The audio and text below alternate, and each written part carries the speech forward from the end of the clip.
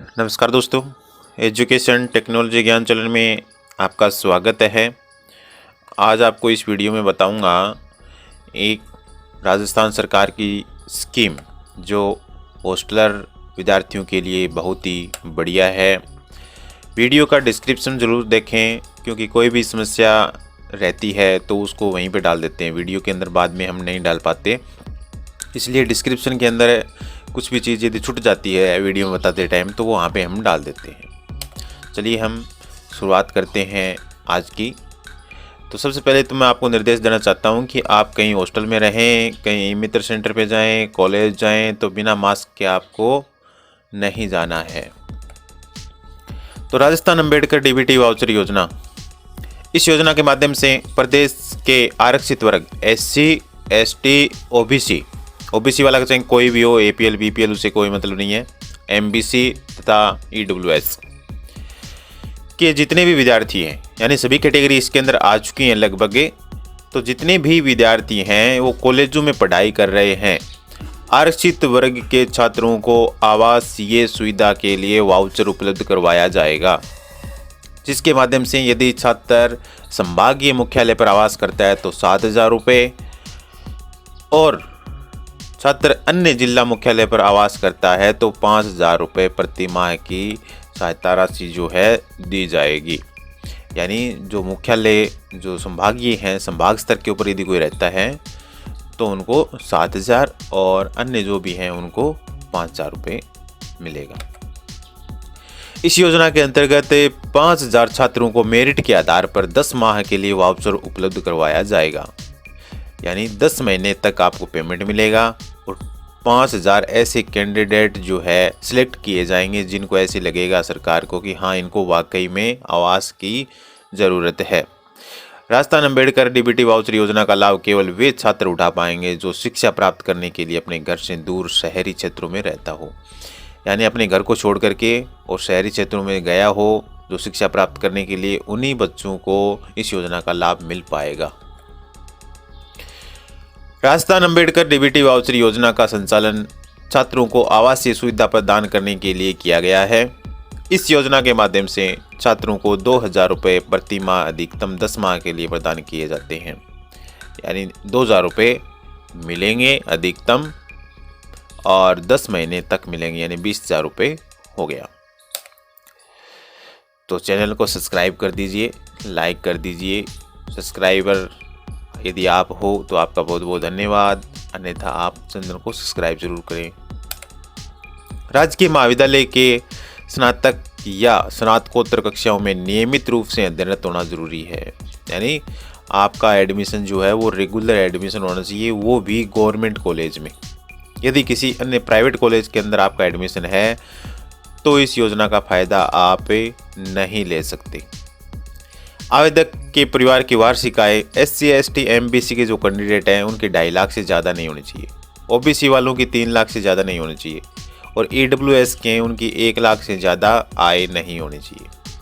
तो इस क्राइटेरिया के अंदर कोई भी आ रहा है तो उनको ही इस योजना का फ़ायदा मिलेगा।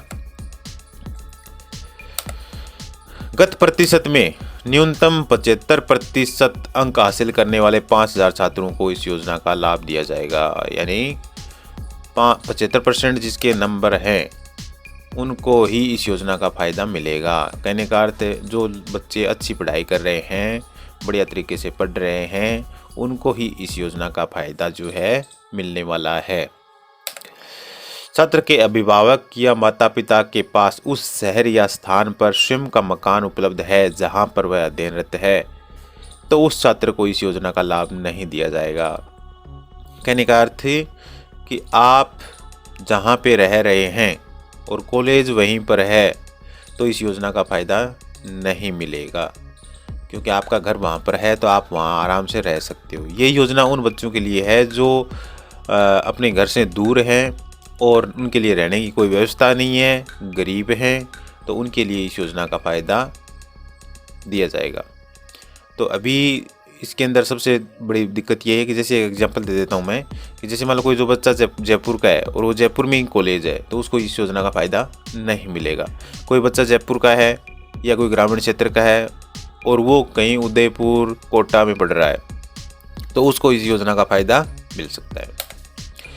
लाभ प्राप्त करने के लिए ई मित्र कि किसी भी सेंटर पे जाना है आपको, या SSOID के माध्यम से भी आप आवेदन कर सकते हो।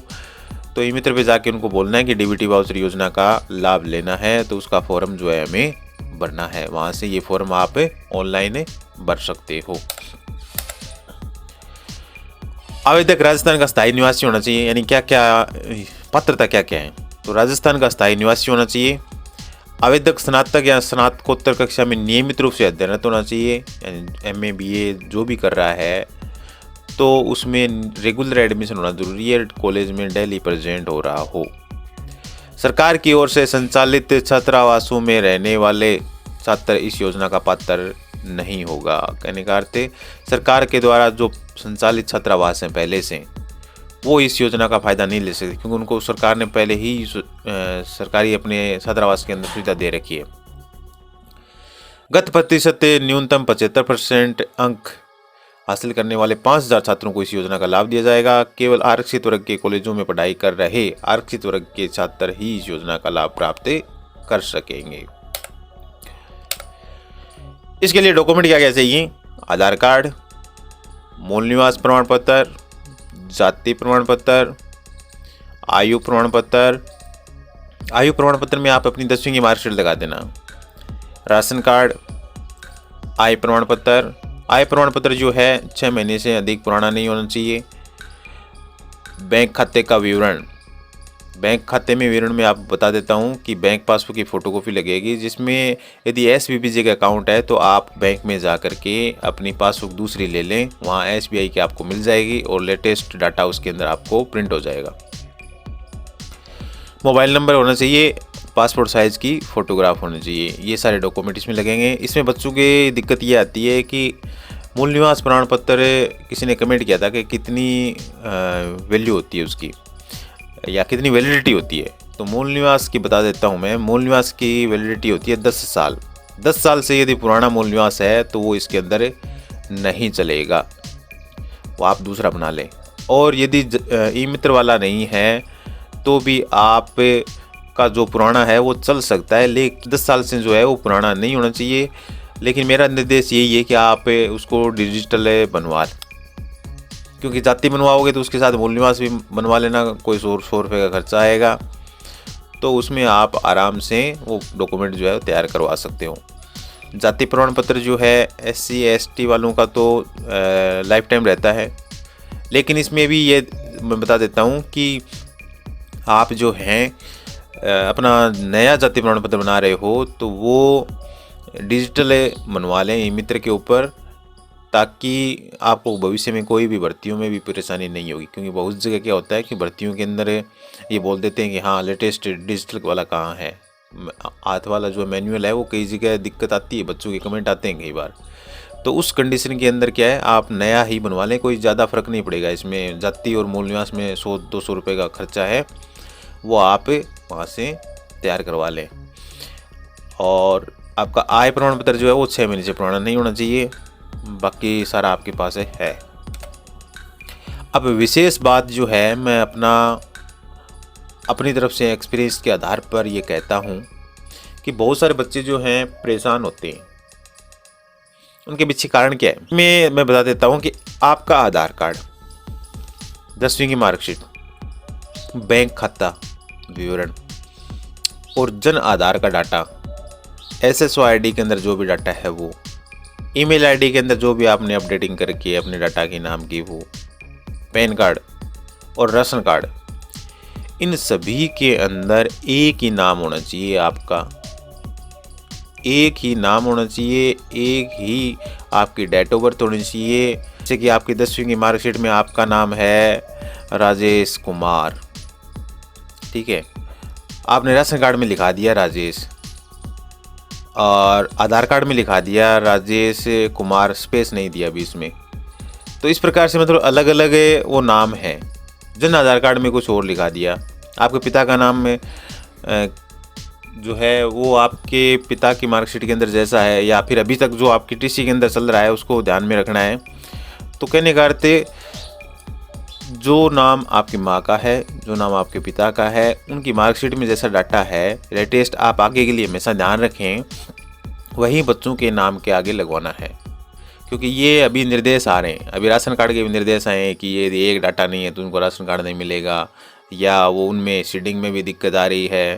तो ये बहुत सारी समस्याएं आपको आगे आएंगी, लेकिन कहने का अर्थ है आप अभी से ही, और ये आधार कार्ड का डाटा या जन आधार कार्ड का या बैंक खाते का SSO ID, email ID, pan card, ration card जो भी है सब में आप 10वीं की मार्कशीट के अनुसार करवा लें, या आपका जो जन्म प्रमाण पत्र है उसके हिसाब से इसको करवा लो। एक डाटा होना चाहिए कहने का अर्थ, आपको भविष्य में कभी भी कोई समस्या नहीं आएगी। तो अभी आपको मेरी सूचना अच्छी लगी होगी, सूचना अच्छी लगी है तो चैनल को सब्सक्राइब कर देना, और देश है कि आपको स्मोकिंग जो है वो नहीं करनी है। थैंक यू, धन्यवाद।